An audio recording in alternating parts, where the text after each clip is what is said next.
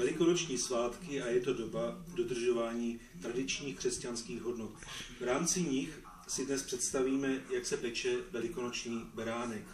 Základní suroviny, které potřebujeme, je mouka, vajíčko, půlka smetany, vanilkový cukr, kypřící.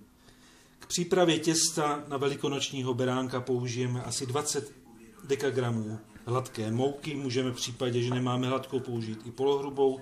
1 vajíčko, 1 vanilkový cukr, 1 kypřící prášek do pečiva a půlku smetany. Všechno to zamícháme. Tak těsto použijeme do formy, do beránka. Pěkně ho tam rozprostřeme v celé velikosti toho beránka. Tak.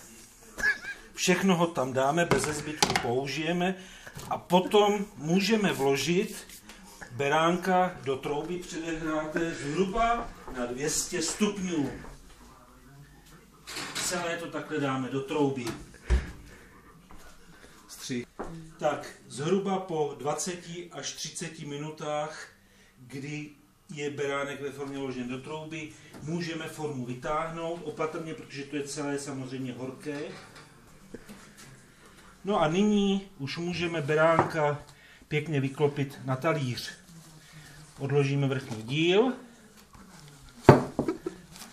A jak se podíváte, přátelé, beránek je krásně do zlatova upečený. Děkuji za pozornost.